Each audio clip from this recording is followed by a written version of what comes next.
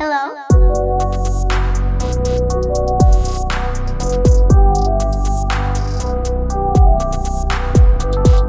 Yes, people. Welcome to the Arsenal another live stream.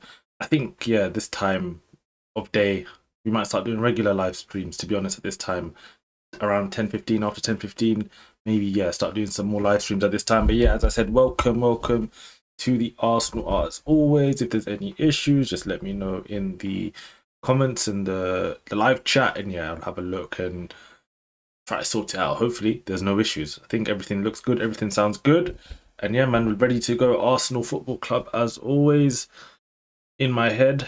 And yeah, today's one of those days, man. I said, you know what, I'm seeing some sort of rumors about Arsenal players leaving, potentially some links that we talked about, weirdly enough, on the last stream. If anyone caught it, when we talk about one player that we're linked to today, it's quite funny. I mentioned him without us being linked, and I was like, you know what, I brought this one into existence. But yeah, guys, man, let's just get straight into this live stream. And first of all, today, there's this news coming from, it says here, Sunsport. Zinchenko is a major target for Fulham. He looks almost certain to leave Arsenal this summer, and there'll be no shortage of takers. Arsenal value Zinchenko at £12.7 million, while Fulham think they can get him for £10 million. I was reading this year and I was like, are these guys okay? Like, I know Zinchenko earns a lot of money. I think he's on about like 150, I want to say 150 a week.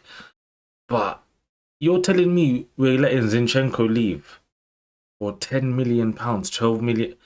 This is why Arsenal's not serious in the transfer market. If that happens, I'm going to have serious questions to ask the likes of Berta. You've come in, you got to change this up. You can't be losing a player like Zinchenko. Let's say, okay, he's not playing week in, week out for Arsenal. He's got Lewis Skelly in front of him. He's got Calafio. Okay, all of these, I don't care about all of that.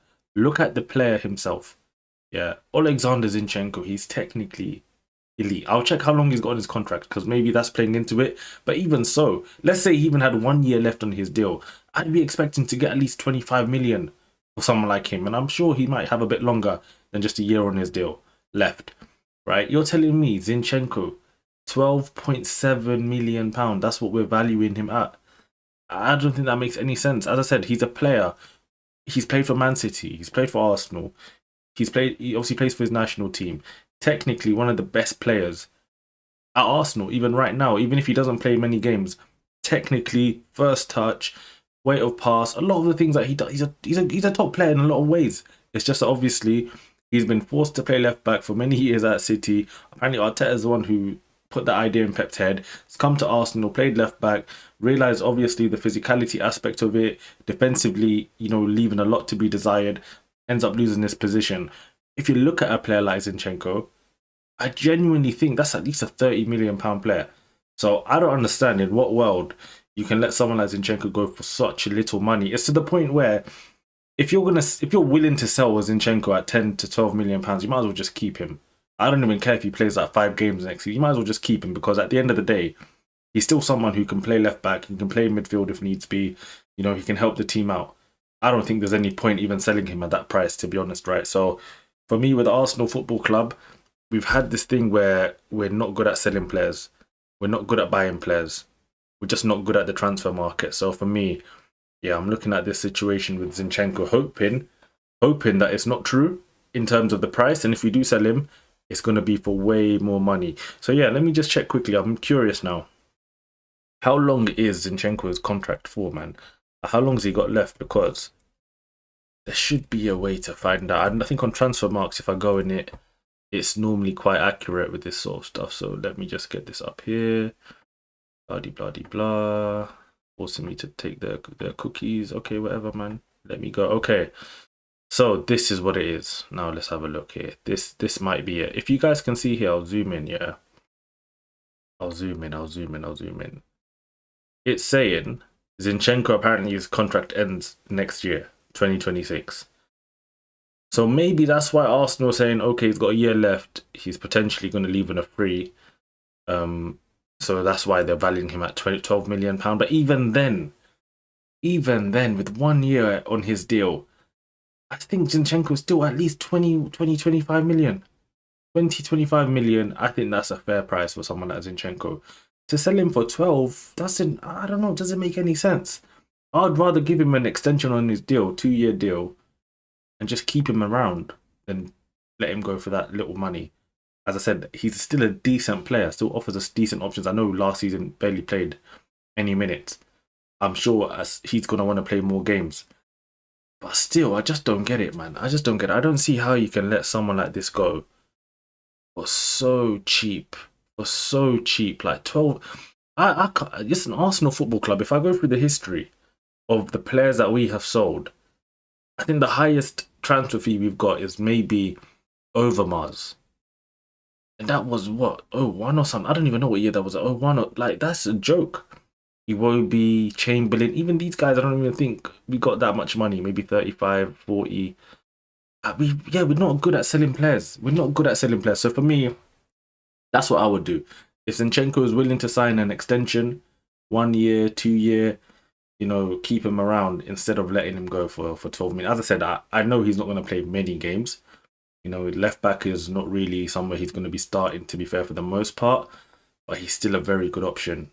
When we need him in games. If you want to win an FA Cup, you want to win a Carabao Cup, you want to have the squad depth. I just don't see how it's worth selling someone like him for 10, 12 million pound, man.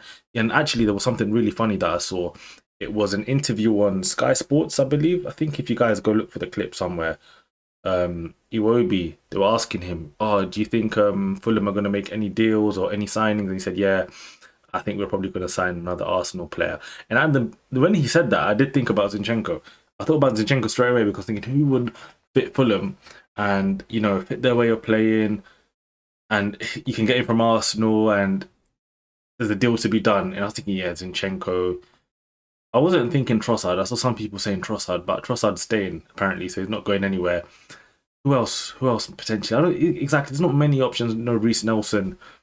I think still obviously on the books at Arsenal, so maybe he's an option to go permanently there. But yeah, Zinchenko, man, I don't know, 12 million, 10 million. I just don't get it. I just don't get it. I just don't see what planet we can afford to do that. And as I said, I know he's got 1 year left on his deal, but we've got to be smart as a club. Arsenal Football Club have to be way, way, way smarter than that, man. You can't be letting your players have 1 year left on their deal and then now you're scrambling maybe to let them go for 10, 12 million. Because someone like Zinchenko as well last season or last summer, he's linked to the likes of Dortmund. I know Dortmund were interested in signing Zinchenko, but I think the wage demands were maybe too much on their side. Dortmund, how they are sometimes very stingy when it comes to buying players. I think Milan were linked. I think even, actually, let me check if Milan are linked now. I feel like Milan were linked last season as well to Zinchenko. So he's got options, not just Fulham. And for that reason as well, right? You need to, but you can get more money out of this. You don't need to be selling him for 10, 12 million pounds. That's a joke, man. So yeah, here you see here, it says Milan again. Sporting directors apparently held talks with Zinchenko's representatives. Milan appreciate the player and could deal for a figure under 20 million euros. Only obstacle is high wages and his reasoning with a wage cut. So Milan there potentially wanting to get Zinchenko on a little swap deal, not swap deal, sorry, on a. I'm thinking ahead. I said swap deal. You know why? I had Liao come into my head. I said, listen, we can see how I work. Do you see how I work, guys? I'm thinking, how is it going to benefit us? That's how I operate. I don't know about Arsenal Football Club. I don't know about some of the people running the team, running the club. But you see, straight away, I said swap deal. Why did I say swap deal? I'm thinking about Liao. How we get him in? And then maybe I'll let Zinchenko go on a cheap price to Milan. No problem. We will even facilitate some of that. We'll push him out. If he can bring us Liao, you take Zinchenko, no problem. No problem. We give you some money. Everyone's happy. But if it's not a case of us getting anyone from them and we're letting him go for this low of a price, I don't get it. Just offer Zinchenko 1 year extra, 2 years extra. I'm sure we'll be happy to sign that. And then from there, maybe you can find another team or who's willing to pay the proper money, 25, 30 million pound to actually buy him. We're not 10 million, 12 million, man. I think we signed him for like 25. I don't even know. I think we signed him for like 25, 30. And now you're telling me you're going to sell him for 10. when he's still someone who can offer us a decent amount, especially in games in Champions League early on. You know, we're playing. You saw last season how many games there were in the Champions League. If we will go deep in the FA Cup, if we go deep in the League Cup, you know, even against lower teams in the Premier League, a player like Zinchenko is actually useful. There's actually games where we could even use him. There's some games I don't really want to use him too much, but there's some games I'm looking at. Just if you put Zinchenko on, he'll actually help us. So, as I said, I'm not like the biggest Zinchenko. I'm not like a Zinchenko super fan. I don't want to see him starting every week, but I'm talking about him purely as a squad player. Just makes sense in my eyes. It just makes sense. Give him 1-2 years, and then let's see what happens with him. Because I just don't. Arsenal, don't do this. Don't do this to me where you're signing guys, you know, for a lot of money, and then when it comes to selling our players, you're struggling. If Zinchenko was at Liverpool, if he was at City, if he was at Chelsea, if he was at any club that knows how to operate in the transfer market, they're getting good money for him. But Arsenal Football Club, they're talking about £12 million for someone of Zinchenko's quality. Miss me with that. Let me read some of your comments here, guys. Mr. Guna here saying, yes, we need to upgrade from Zinni. Listen, Zinni is not someone we need to upgrade from because we have players already who are better than him. We got Lewis Skelly who's playing in there. You got Calafiori who's playing in there. You know, we've got so many options. We've got the likes of even Kiwior can go in there. The likes of Tomiyasu, even Timber can go in there. So we have how many players that we can get in, you know, in that position. Someone like Zinchenko, for me, squad player, and the things he offers actually on the ball is better than a lot of players in our team. Sometimes Arteta needs to use him more. There's games where we're struggling to break down a low block. Someone like Zinchenko can help, so I don't see the point of selling him for £10 million. Me personally, I'll give him 1 year, 2 years, unless we can make some sort of deal that makes sense to let him go. Such as, okay, you're talking to Milan. What's Liao saying? Is he about? Okay, no problem. I'll give you Zinchenko. You give me Liao. We shake hands. We're happy. You know, something happens there. If not, I keep Zinchenko and he helps me out in the Champions League early on, FA Cup, League Cup, against small teams in the Premier League. No disrespect to whatever small teams I'm thinking about in my head, but you know what I mean. Sammy here saying Bayern fell off badly if they want Martinelli. Listen, we will be talking about Martinelli in a second. I think a lot of people are disrespecting my boy. That's why I'll give you a little preview. A lot of people disrespecting my boy Martinelli. You saw what he was doing at the Bernabeu. That's a serious player. Don't play with me with Martinelli, right? Martinelli's issue is that he starts for us every week. That's his issue, not that he's a bad player. So yeah, you know what? We might as well touch on the whole Gabi Martinelli stuff. Let me try and find it here. So this is actually coming from a decent source, you know, from the Bayern side. So this guy here, normally I think with Bayern, he's okay. He's not CF Bayern. He's not the greatest source I've ever seen, but I think obviously with the German side, I'll give him like a 50% hit rate, I think, if I'm even being kind, something like that. He's okay. I'm not going to say he's not a terrible source, not an amazing source. From what I've seen over the years, it's okay. But yeah, anyway, here, it's saying Bayern Munich are discussing the possibility of signing Gabriel Martinelli from Arsenal. And me, I say, no way, Jose. Unless you offer me about 80-90 million pounds. That's where we're starting here. Because I saw Napoli were willing to bid like £60 million for Garnacho. And Garnacho, no. Even people trying to compare my guy, the disrespect. I'm not even going to make that comparison. You know, but teams like Napoli apparently in the last window were trying to buy Garnacho for 60 million. So someone like Martinelli, 80-90 million pound, then I'll be maybe open to having a conversation. But even then, that's my guy from Brazil. £6 million, meant to be in the academy. He wasn't even meant to break into the first team, and he broke in. And he's been working his socks off for the club. I just think he's a player who is criminally targeted by a lot of fans because of the way Arteta makes the team play. It's as simple as that. Yes, he's not the most, he's not the most silky player on the ball. He's not Eden Hazard. He's not a nice, beautiful player to watch. But you know what Martinelli is? He is electric. He is a hard worker. He doesn't give up for any challenge, any ball. Any 50-50 he thinks he can get himself in, he's there. He's there. If he can win the ball back, he's there. If he can beat his guy down the line 10 times, he's going to try 10 times. You know what I mean? So for me, Martinelli, he is a player that I think we have to keep him. I think we actually have to keep him. What you do is you sign a player, let's say, as I said, Liao, for example. You bring in another left winger who's going to give you a different option on the left-hand side, who can hold the touchline, do special things by himself. But then you've also got the option of Martinelli. And you even saw towards the end of the season, he was having stints down the middle. Obviously, Arteta, he always does these changes or tries new things when everything's like dead and buried. But still, Martinelli was looking good. He was looking good. So for me, as I said, he's a versatile player. He works so hard for the team. And the way Arteta's got the team playing, I'm telling you now, you put Martinelli in Liverpool's system, he's scoring 20 goals. He's scoring 20 goals. Easy. But when he plays for Arsenal, it's hard work playing on that left-hand side. You've got Lewis Skelly, like, big him up. He starts so many attacks. But because of the way he is, he's a midfielder, he's coming inside, he's not really offering any sort of overlap. It's just Martinelli on that left. You just run, up and down, up and down.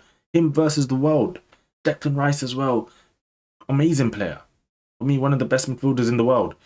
But again, it's not like Martinelli's still having to do so much by himself. And then on top of that, tracking back because of the way we defend. He's tracking back more than most wingers. So I think he is criminally targeted a lot of the time. Listen, I've had my frustrations with Martinelli. Don't even get it wrong. I'm not going to sit here and say he's a perfect player. No chance whatsoever. There's been games where you've seen Martinelli one-on-one with a goalkeeper and the shooting has not been good enough. The finishing has not been good enough. So I'm willing to give him his criticism there. I'm on board with people who want to give him criticism on those certain aspects of his game where end product, there are moments that he has had, especially last season. Even there was one chance, I think, against PSG that I remember where he should have scored, maybe even like 2 chances. He should have put them away. And, he's just not putting them away. But sometimes I feel like he just gets criminally targeted. There was even one game. After the game, Arteta said something about Martinelli, right? Like, he didn't do X, Y, Z. The guy wasn't even playing. And that was the manager. Sometimes I think he's just getting targeted by everyone when he gives so much to the team. He works relentlessly up and down that left-hand side. And as I said, even when you've seen him get a chance in the middle, you've seen his quality. And even on top of that, guys, when he goes and plays for Brazil, you see what the Brazilians are saying about him. They love the guy. They know ball. They know Martinelli's that guy. So listen, for me, keep him, sign another left winger who can start more often than not, and you're going to see the best of Martinelli. Less pressure, less running, more goals, more assists. So, yeah, that's for me, man. Let me see if there's anything else you guys are saying, man, in here.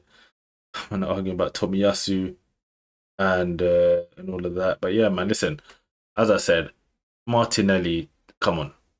Come on, guys. We have to be serious, man. We have to be serious. It has to be a special bid. 90 million, 80, 90 million pound, we're starting to talk. Yeah, if it's not that kind of money, it's pointless because at the end of the day, every time we do a transfer video anyway, most players start at 60 million pounds at this point. And someone like Martinelli, he's doing it for Arsenal in the Premier League year in, year out, done it in the Champions League now, playing for the national team in Brazil. How old is he? I think he might be 23 now. I'm just guessing. I think he might be 23 now. I just think there's no way we let him go. I don't even see there's a possibility of Arsenal, to be honest, even considering any sort of bid that comes in. It's just a case you upgrade and then you move from there with someone like Martinelli. But anyway, man, let's keep this party going. There's something else I wanted to talk about as well, which I found quite interesting, because if anyone was here last stream, right, we were talking about Warren Zaire-Emery at PSG, and I was saying like, oh, you know what, man, I don't really see an opportunity for us to sign Zaire-Emery just because we can't really offer him a starting position, just like in PSG where he's not really starting, right? If he comes to Arsenal, it'll be the same thing. He has Zubimendi, he has Declan Rice, he has Odegaard, and Arteta, the way he is, he'll probably play another 2-3 players before Zaire-Emery, right? So I was like, no, that link doesn't make any sense. But there was one link that I was talking about for a good 10 minutes. I said, why aren't we interested in Bradley Barcola? So today I saw this story and it comes out here and it says Arsenal, Chelsea, and Bayern have all made approaches for Barcola. However, PSG have closed the door on his departure. Barcola is not unhappy with his situation at PSG and wishes to remain at the club. So I was thinking, like, okay, you're talking about Zaire Emery. But Barcola's just sitting there. He's just sitting at PSG.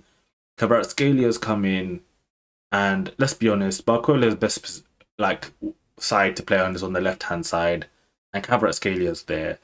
And for me, Kvaratskhelia, is he the best left winger in the world? Is he? Let me think. Who else is there? You got Vinny. I think Kvaratskhelia is way better than Vinny. So who's better than Kvaratskhelia left wing? I don't think there's much. I think this is why Leao needs to come to the Prem, because obviously that was a comparison in Serie A, Kvaratskhelia, Leao. So I want to see Leao come into Arsenal or something, and then let's see what he's really about, because that was always a good comparison in Italy.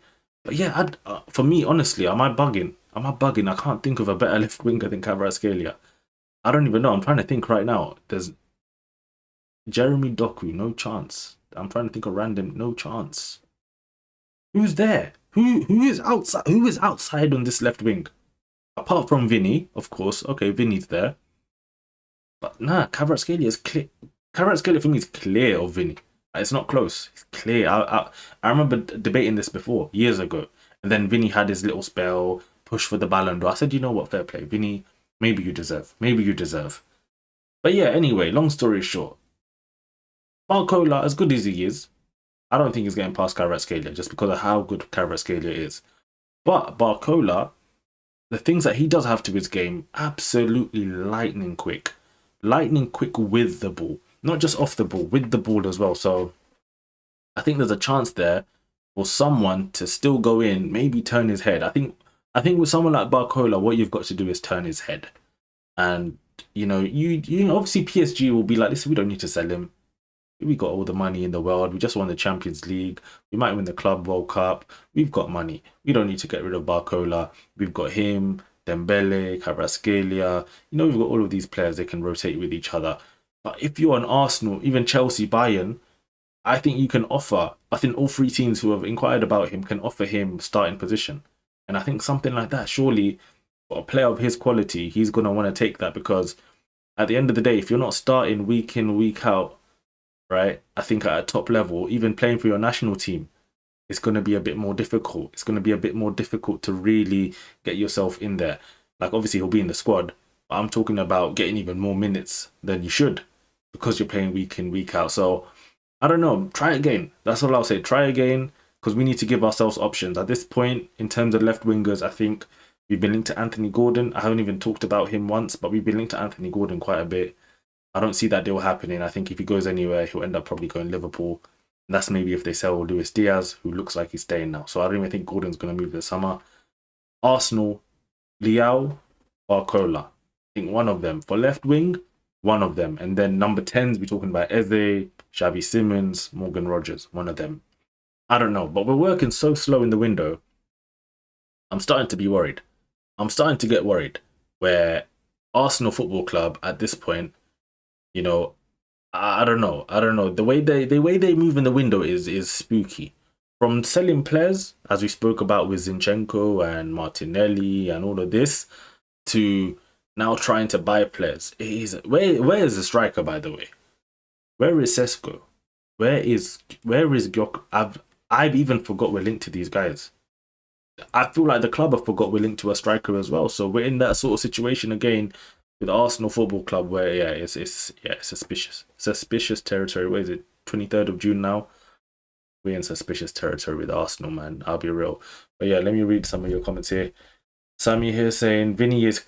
Come on, bro. I know you love Real Madrid, man. Vinny cannot lace Kvaratskelia's shoelaces, right? I was Team Vinny in terms of I wanted him to get some respect.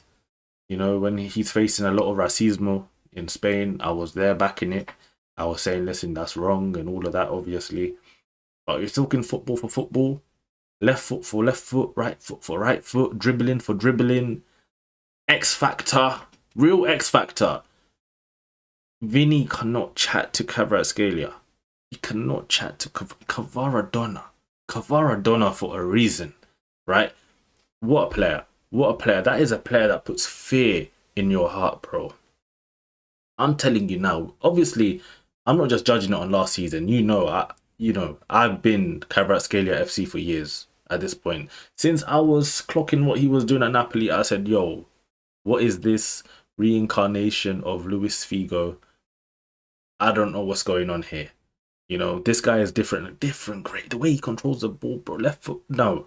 Vinny, you, Vinny, you stay put. You stay put. Enjoy your second place of the best left wingers in the world for now. And it's a far second place.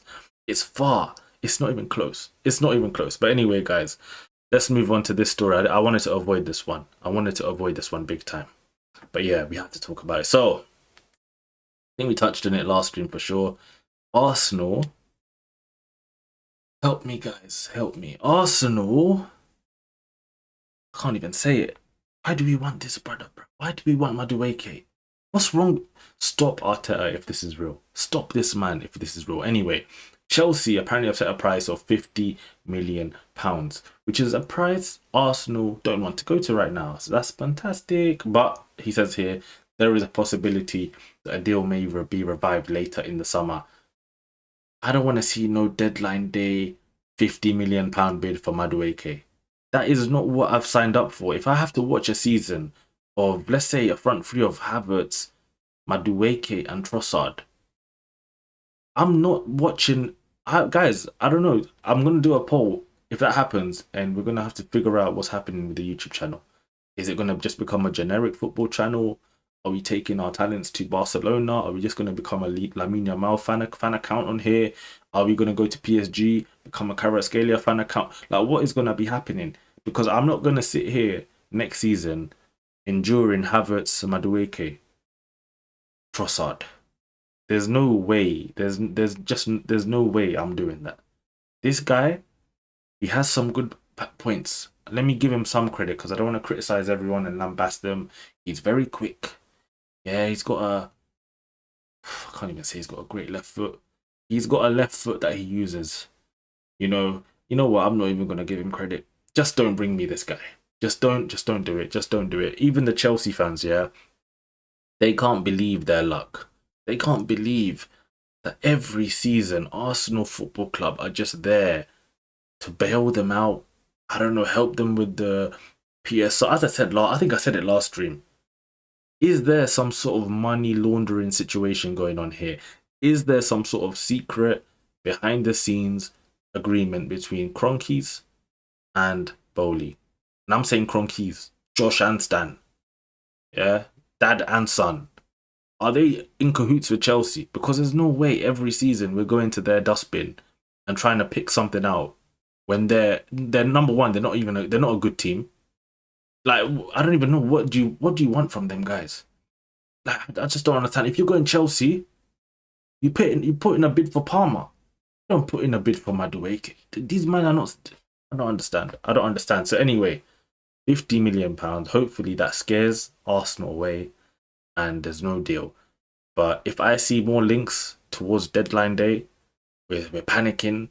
Sesko and Gyökeres, no one knows where they are. Maybe they don't sign. Maybe we don't sign them. And then last minute, oh, Chelsea, what you got in the bin? Yeah, I got Madueke.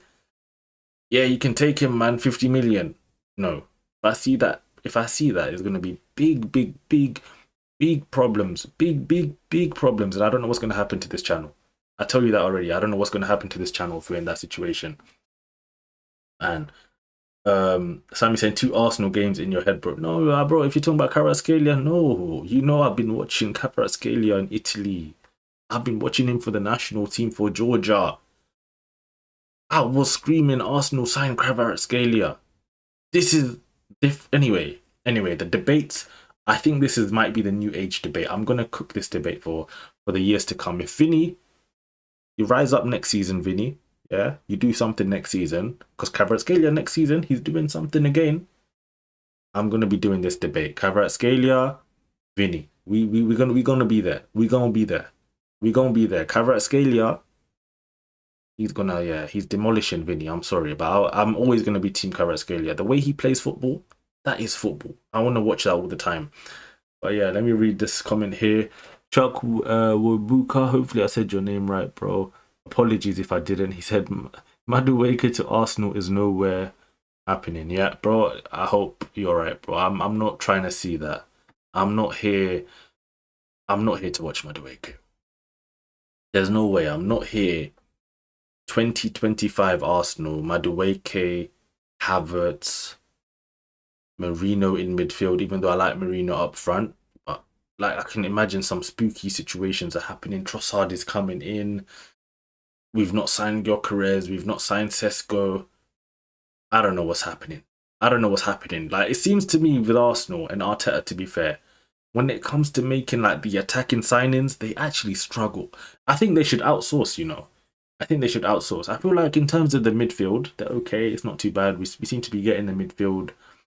Even the midfield we flopped. I'm not gonna lie. Even since Xhaka left, they tried to sign Havertz and Marino to replace Xhaka, and that both flopped. Maybe they need to figure some. You know what, Andrea Berta, all eyes are on you, bro.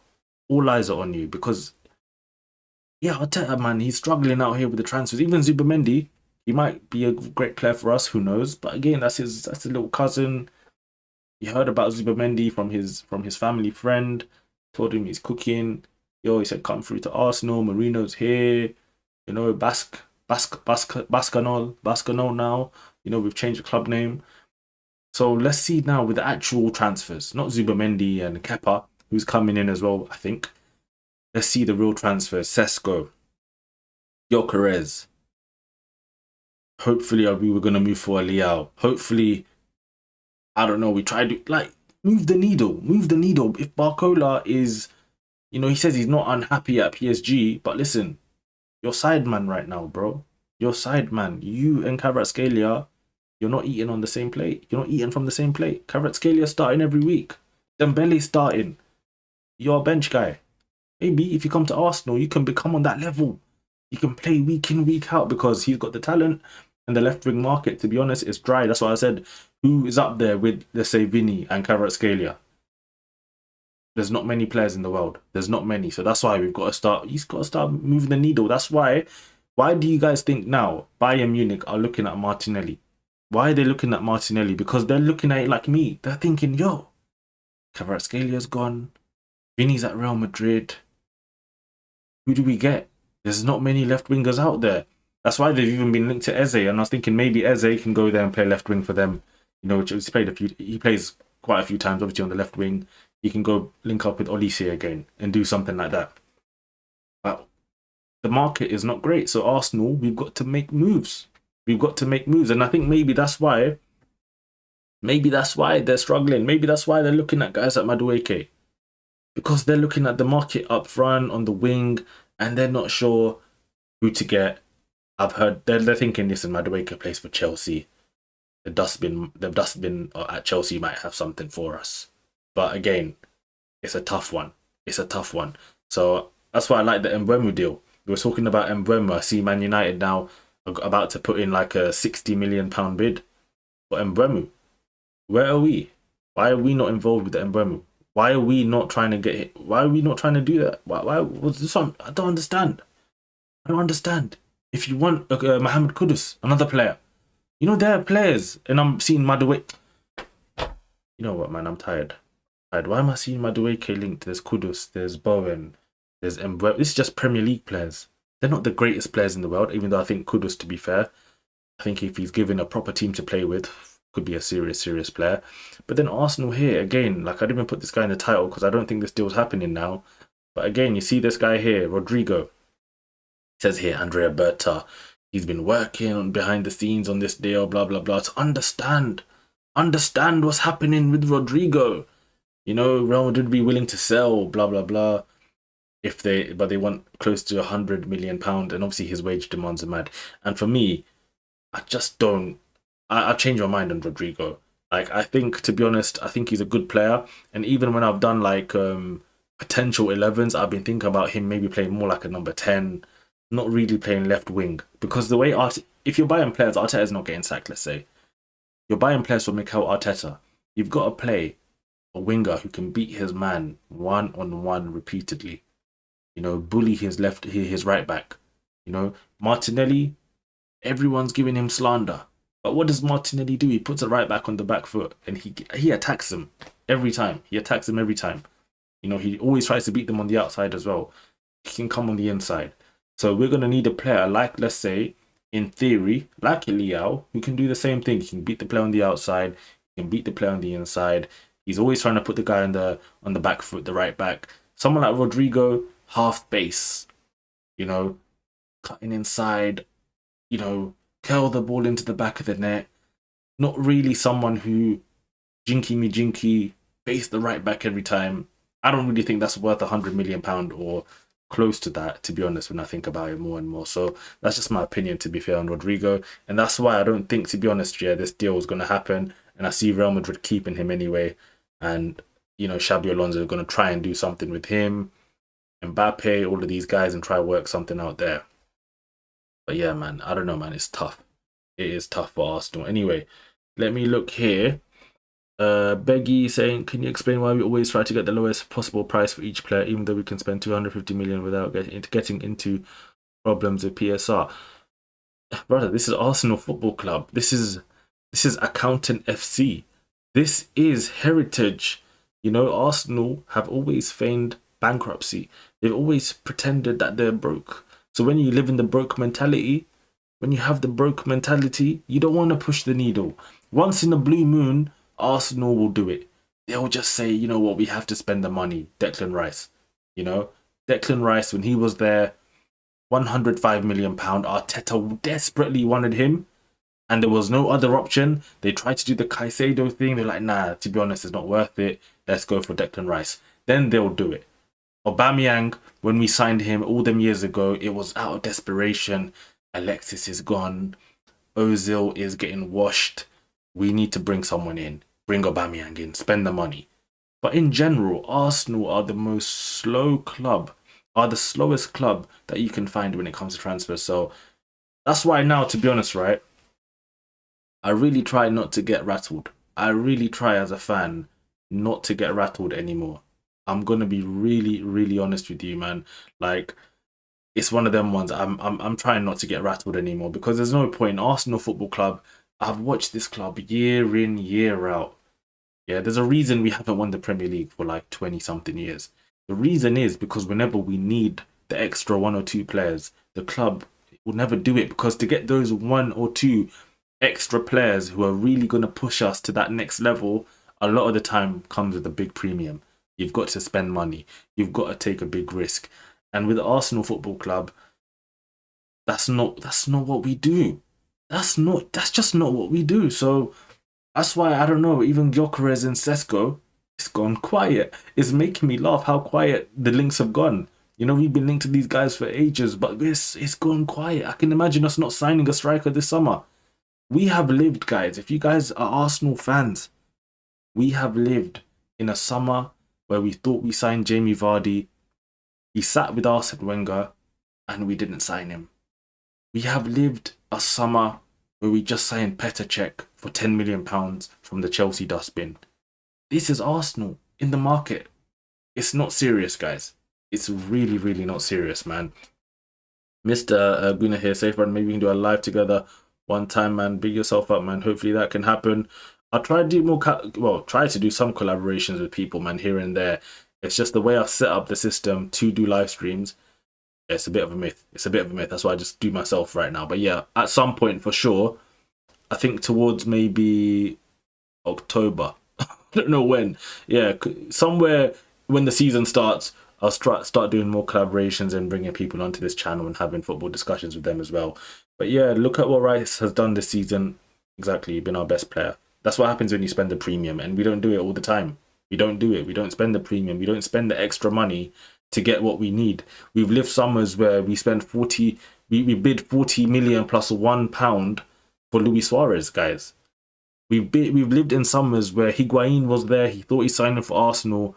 Next minute, we've told Higuain we're not signing you. We've gone and signed Ozil.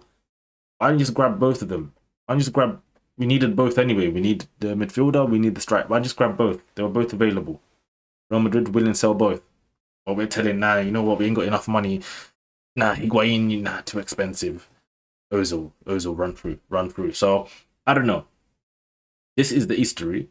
This is as you know, this is football heritage, as Jose Mourinho says. So we cannot, as fans, for our own mental health, for our own sanity, we cannot sit here getting rattled by Arsenal Football Club in the market. This is just what we do. This is how we operate.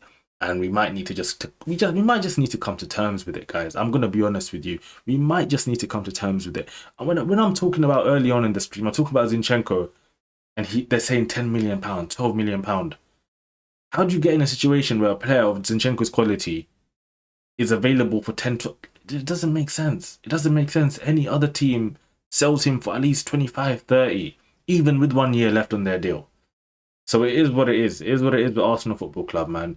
Why is 44 here saying Barcola and Eze is who we need to sign? I agree with you. I think if we signed Barcola and Eze, so many fans would be over the moon, me, myself included. We'll get that attacking midfielder in Eze, you know, and we get that winger, direct pace like a Barcola. And then imagine now we've got Martinelli as an option. He's on our bench and he can come on and really help the team. Imagine that. You play against Barcola, then you play against Martinelli. Their defense, the teams are going to be cooked. They're going to be cooked. They'll be in their low blocks, just waiting to die. Just waiting to die because of that quality that we'll have in our team. That's what we need to be having. Right now, our defense, our midfield even, is fine. Our midfield and defense, we can go machine for machine with any team in the world, in my opinion. But it's that front three plus the other three that needs to be, you know, obviously take away Saka from that. Saka, different level. But the front three in general, plus the options off the bench, that's what needs to be sorted out. And that's what we're struggling with. And on top of that, obviously, as you said, with Eze coming in, hopefully, as an option, an attacking midfielder, and that takes the pressure away from the likes of an Odegaard, takes the pressure away from a young Ranieri.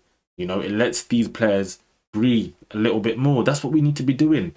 We want to win competitions next season. Prem, Champions League, FA Cup, League Cup. We need to be in every competition next season to win it. We can't throw away any competitions anymore. We can't be in a situation like we were, you know, last few seasons where in the FA Cup we get knocked out and we're like, you know what? We don't care. We don't care. What do you mean we don't care? We don't play football to say we don't care. You know, if it wasn't for the FA Cup, how many seasons would we be with no trophy? So come on, we've got to take the FA Cup seriously, the League Cup seriously, the Champions League seriously, the Premier League seriously. We need to have that squad. But right now, as I said, everything is so slow. It's so slow in this market for Arsenal that it's starting to be concerning. You see Liverpool, the way they're working. You see Man City, the way they're working. That's the competition. That's the barometer. That's the level that we need to be hitting. And as it stands, we're not even in the market. We're not rising. I actually saw something really interesting. Let me try and find it. I think it was from Timber, and he was talking about obviously his injury, and he was talking about all of these sort of things that have happened. But he did a Declan Rice. Let me see if he actually if I can find it. Basically, long story short, right? Yuri and Timber obviously are right back. He was talking about how Arsenal are going to make signings. If you guys even remember, in January, right, there was one game we played. Can't remember who we played, but anyway, obviously everyone was getting injured. I think Havertz was injured at that point. I think Martinelli might have got injured at that point.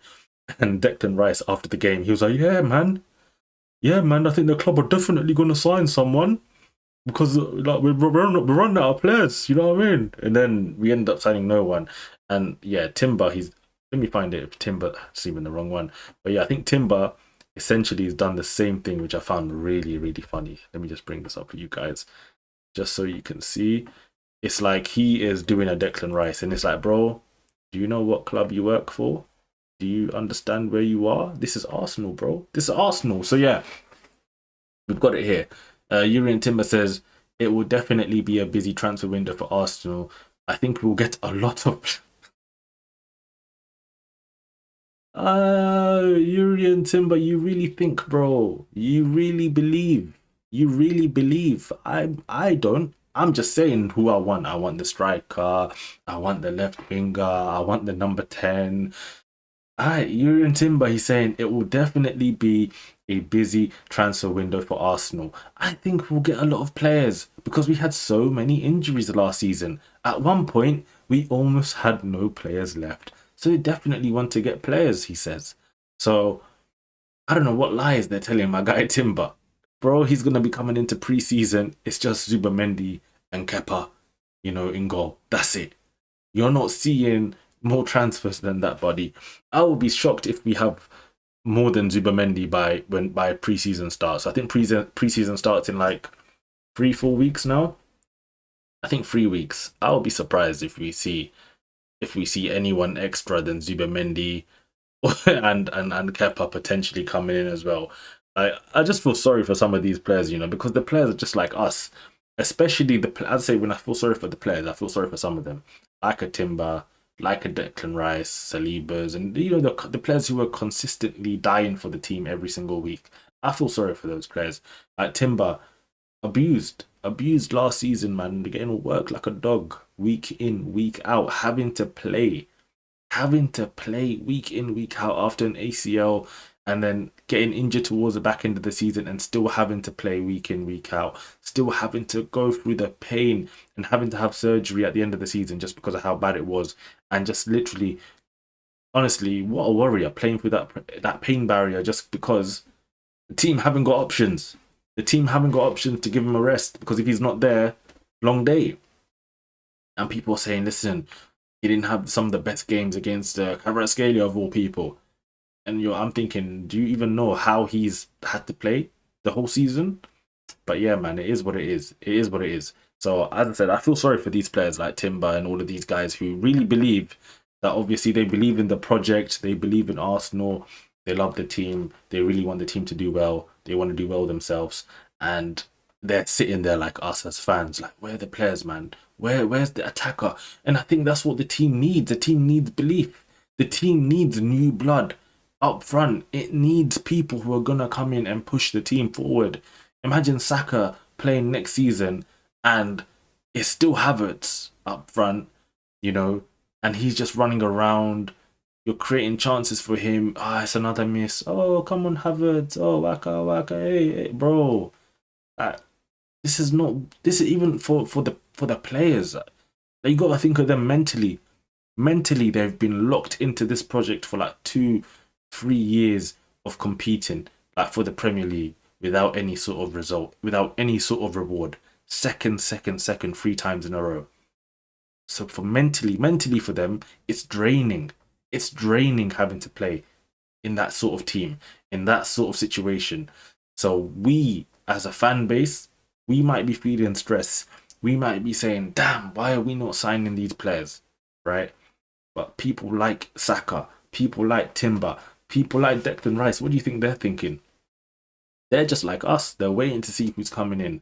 And hopefully for them, and I hope Timber's right, we do get these players.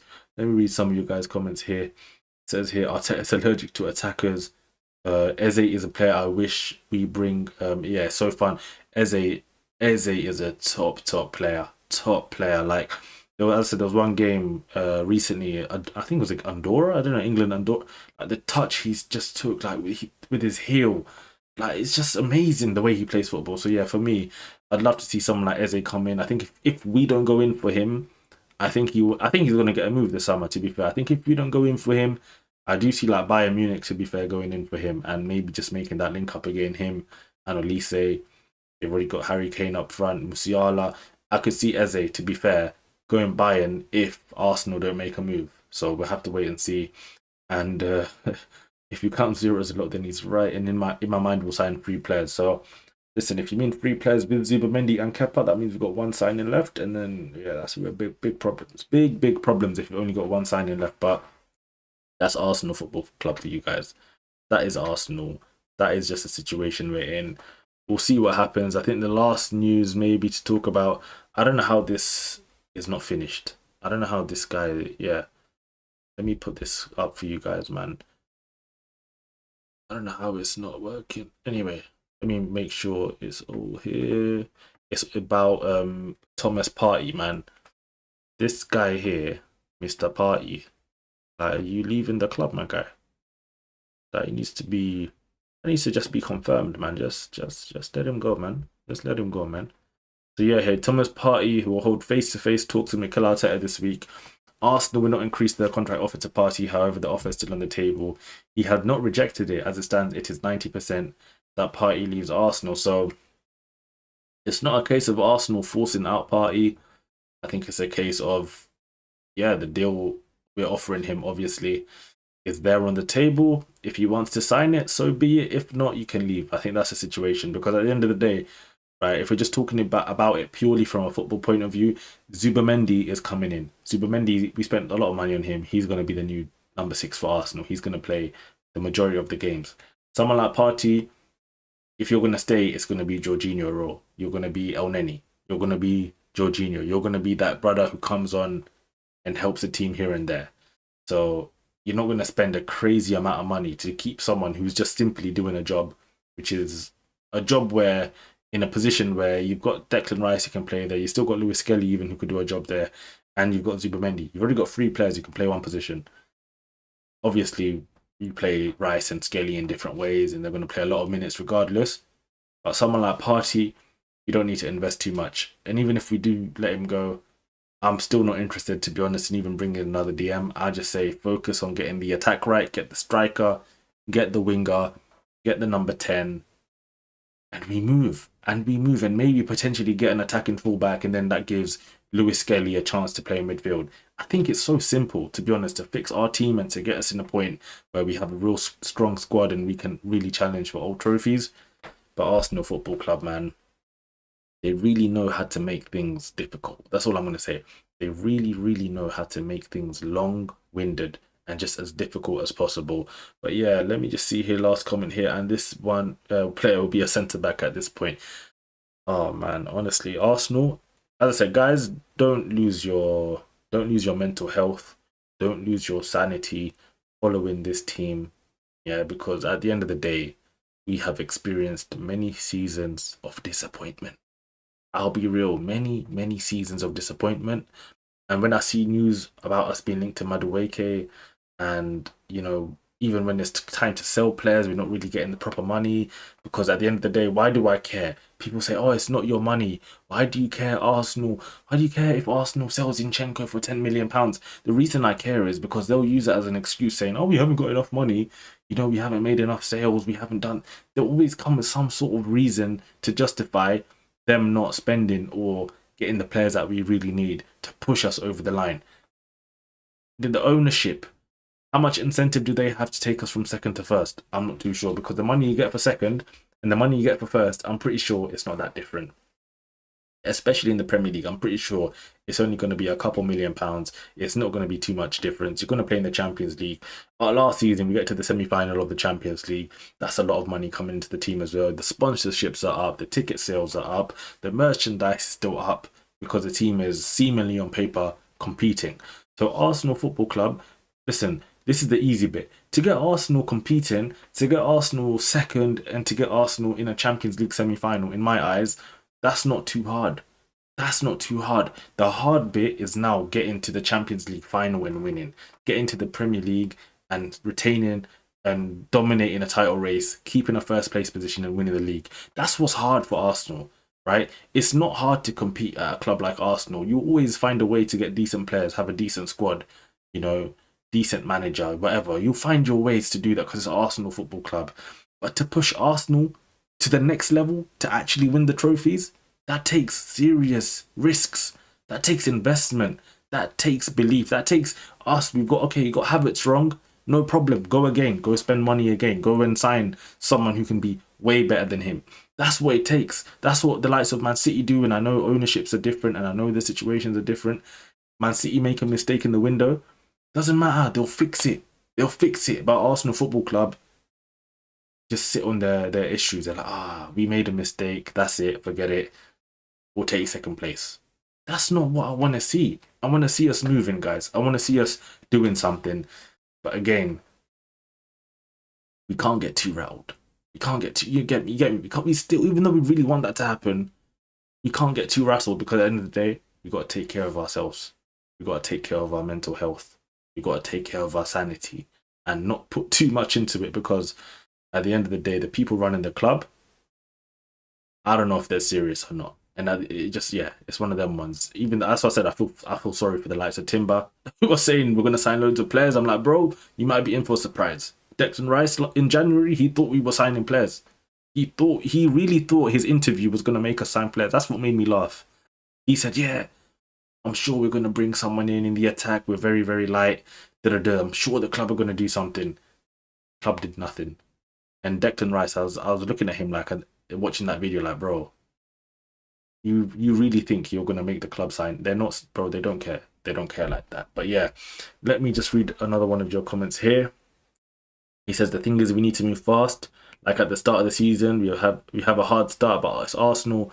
If we bring someone, it will be at the last. This is what I'm saying. Arsenal, we've got a tough start. To be fair, let me look at that, guys, because I actually haven't looked at that with you guys at all in terms of our Premier League um fixtures. So I haven't even gone through them. I just know the beginning games where I think we got Man United. I think we got Liverpool early on. I think that's what we've got, but I haven't really looked at them, to be honest, right? It's one of them ones. Sometimes you look at them, I'm not even going to remember, to be honest. I just go by week in, week out. Let me see what's going on. So let's start here. So let me just put this up for you guys. Hopefully it will come up. So yeah, guys. So this is the Premier League start that we've got. 17th of August, Man United away from home, Old Trafford, first game. See, that is a hard game. Like, even if United are rubbish on paper for the first game of the season, it's a difficult game. And even last season, we didn't beat United. Our record at Old Trafford is terrible anyway. And doesn't really matter what United team they have, they always rise up for Arsenal. So they put that on the first day or the first fixture or the first round of fixtures or whatever, I think for hype. I don't know if this computer random chance, I don't believe in that stuff. I think these guys cook the books and make sure that they get the best games and the TV. It's too much money involved. So anyway, they put Arsenal, Man United there, going to Old Trafford. Tough game. You can start the season there with 3 points. That's massive because if we can get, you know what? That's a chance for Arsenal. I'm not going to lie to you. I think that's a chance because sometimes we play United like we play United a lot of the times where we really do need the points, and then we somehow get a draw, and it's not gone our way, and we could have done better.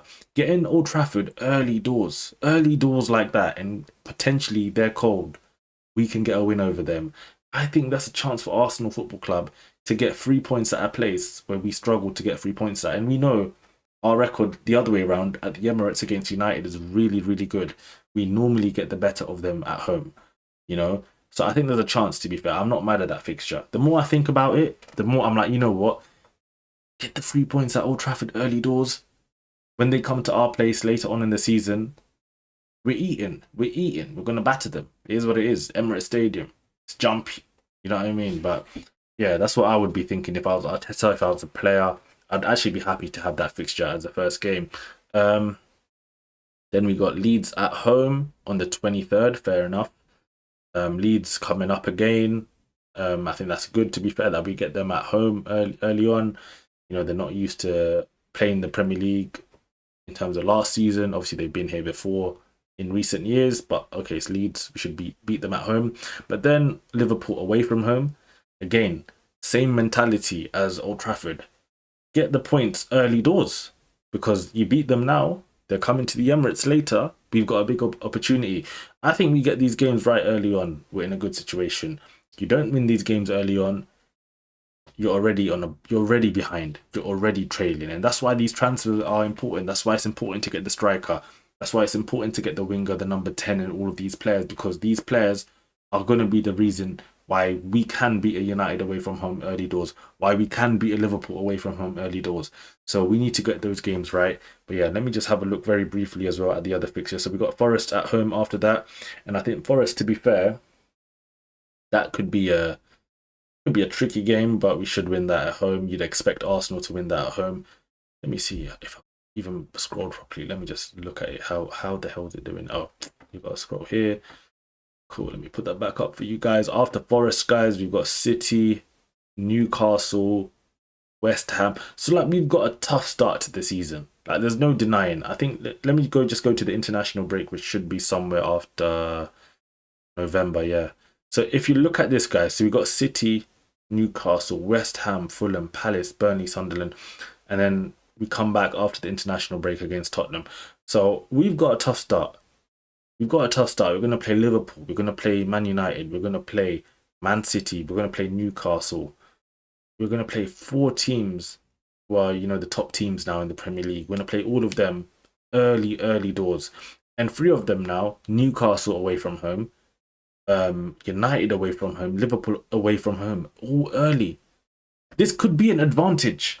If we're a serious team, this could literally be an advantage for us because we could win these games early on in the season and then come after January, we're chilling. We're chilling. This is what this is what Arsenal should be thinking. This is what Berta should be thinking. This is what Arteta should be thinking. That we have got a chance. We have got a chance here. Early doors. From August until the international break. Just to absolutely get points on the board.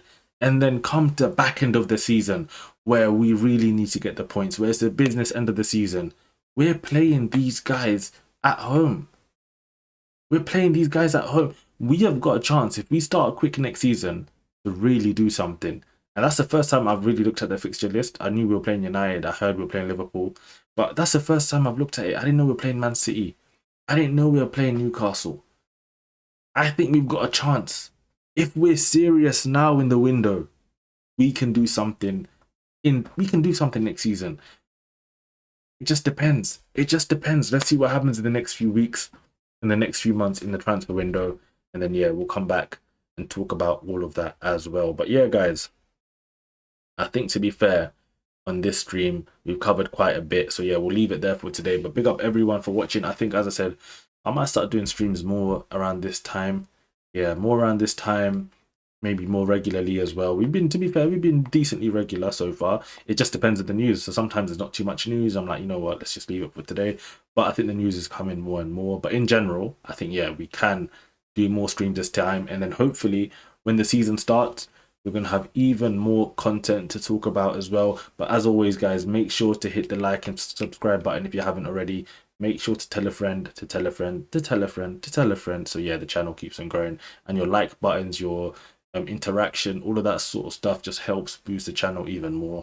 And as I said, more hopefully live streams at some point for sure. There'll be collaborations with people and bringing people onto the channel and talking to them about the game and all sorts of stuff, right? That will be coming onto the channel as well. That's 100% something I've thought about. And that will come hopefully, I would say in the next few months, to be fair, just because of how things are right now.